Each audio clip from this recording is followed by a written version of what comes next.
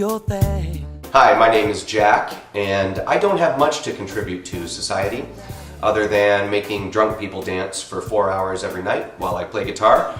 But today I thought I'd give back to the community and tell you about this recipe that I've developed over the last 10 years or so of cooking vegan and vegetarian. And that is my famous 3-bean tomato tofu coconut soup. You're welcome. No.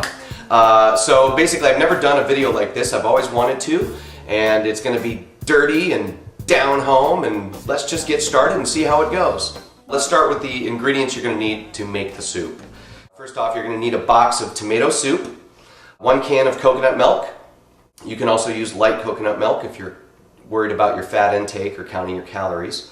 3 cans of beans. I prefer white beans, black beans, and kidney beans, but you can experiment with all different types of beans. There's no right or wrong way to do this. It's really up to you. 1 can or jar of unmarinated artichoke hearts.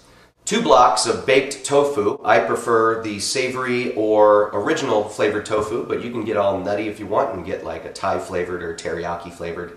It's really up to you. Fresh tomatoes, red wine, crushed garlic, olive oil, ground black pepper, sea salt, and then you can add some herbs. Now obviously fresh herbs are going to taste better, most likely, but you can use either fresh or dried parsley, basil, oregano, and bay leaves. Also, you're going to need some dried chili peppers, and if your taste buds are so inclined, you can add cilantro to the soup.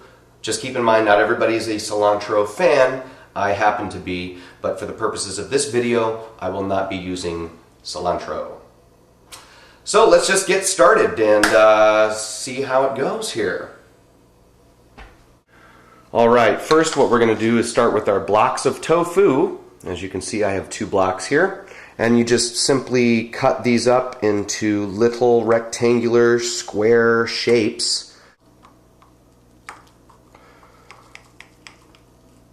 Okay, so once you cut them up, you'll have little cubes of tofu like this.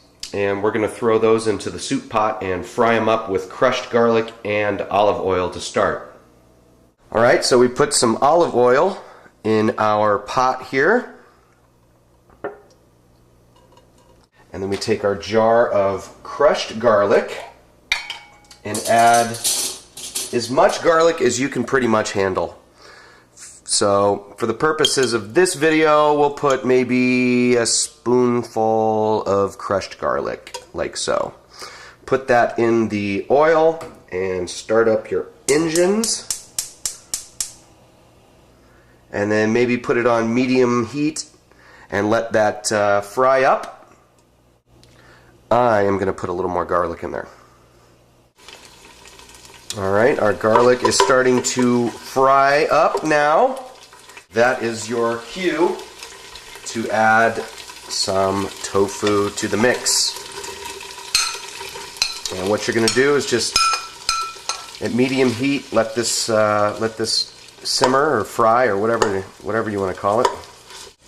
And so basically the goal is you want to lightly brown the tofu on all sides in the garlic, in the olive oil, and let the flavor kind of soak in to the tofu. And what I'm doing now is just separating each cube so that it may receive equal frying opportunity. Alright, so now while your tofu is frying up in the garlicky, olive oily goodness, you want to open your bottle of wine. Cheers.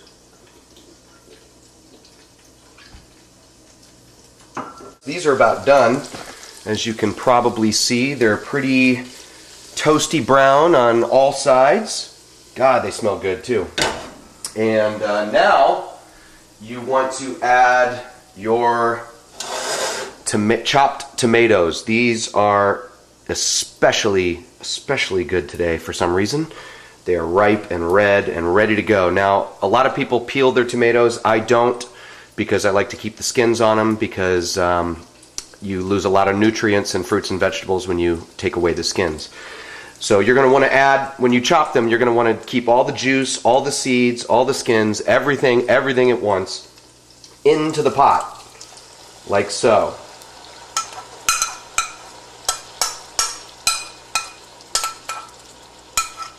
There we go. And then add some of the red wine.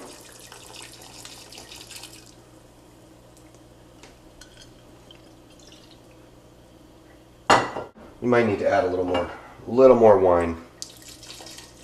And drink a little more too. Alright, so again, this is about a little less than medium heat. And you just kind of let this simmer and stew for a little while until the tomatoes become softish. This might give you a better idea of the consistency after you pour the wine in and you let it start to boil. Here.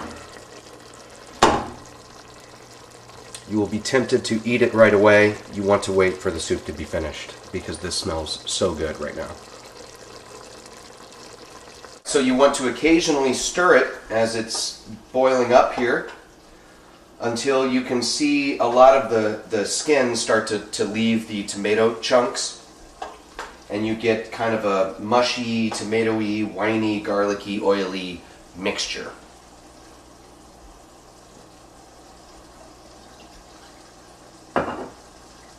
Okay, we're almost ready to add the coconut milk, but a quick tip: when you're using canned goods, you're going to want to run the top underneath the faucet and then take some sort of like a paper towel or something and really clean the rim of the can, because I don't know if you can see that, you usually get a lot of dirt and debris and whatever else that stuff is off the rim of the can, so for what it's worth. Okay, now we're ready. Our concoction is basically whittled down to a soupy slash, I don't know, there's basically nothing left except for the tomato skins. So that's the cue for you to add your coconut milk, which we will do right now. So you just add the can of coconut milk and let that do its thing for a little bit. We're going to add our bay leaves. You probably want to put maybe 7 to 10 bay leaves. Again, this is all flexible, you know. You can add whatever you'd like, how much of whatever you'd like. I personally really enjoy a lot of parsley in my soup, so I like to overdo it a little on the parsley. And I'm using dried parsley here, but fresh parsley will also be kick-ass for your soup. Well, that's a lot, but it works for me. Basil. This is dried basil. Fresh basil is preferable. I don't have any right now, so. And then a little oregano. Now, if you like Italian spices and things like that, again, like I said, this is a very flexible soup, so you can add just about whatever spices you really like. I'll go ahead and do the ground pepper.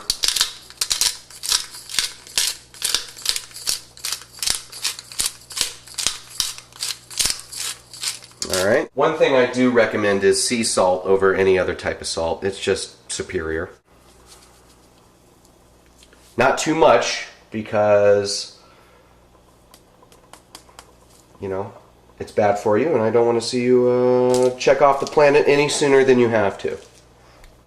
Well, not bad for you, but too much is a bad thing. Too much of anything is a bad thing. Alright, so then stir it up, and then let this particular version of the concoction cook for a little bit. Again, do not eat it yet, even though you will be highly tempted to do so, because the aromas coming from the pot are quite extraordinary. Oops, I almost forgot. You also want to add your chili peppers, dried chili peppers, into this portion of the soup. And just go ahead and put all these in there.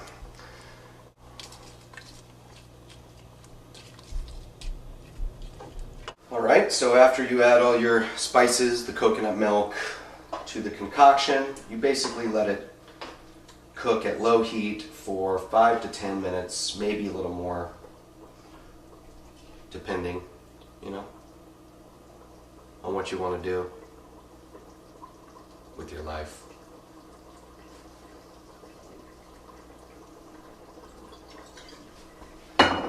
Once that time is elapsed, you are ready to add your tomato soup base. And you just add that to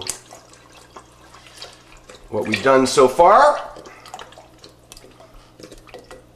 Milk the box, milk that box, milk it, milk it. Now it's time to add our beans and artichokes. Now I sliced whole artichokes into quarters.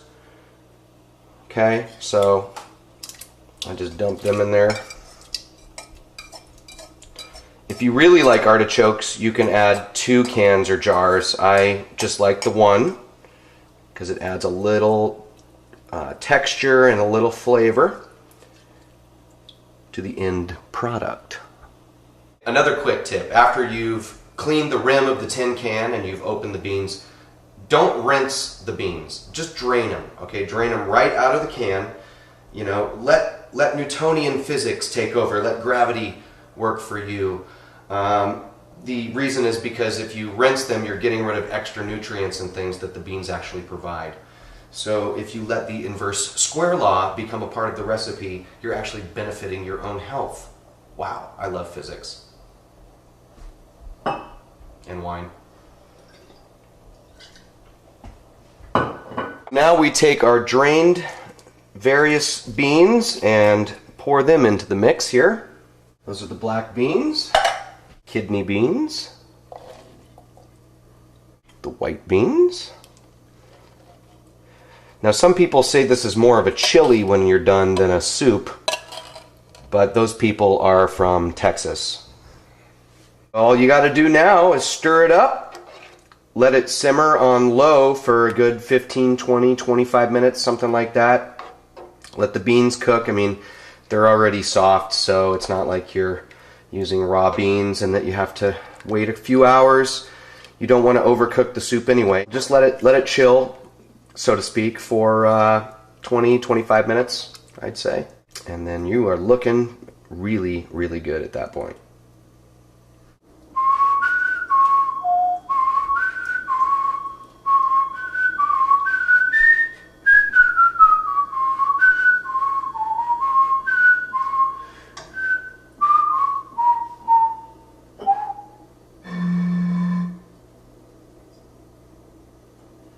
Okay, so after about 20-25 minutes or so, your soup is basically ready to serve. And let me just take a taste here. I dare you not to like the soup. Foodgasm. So now you're ready to serve up the soup. The soup goes really well with like a sourdough bread, or also a salad would be good with this meal. So please enjoy the recipe. Feel free to share it with your family and friends. And remember, animals are your friends too. Do your thing. Thanks for watching, guys. Do your thing. You got to do your thing. Do your thing.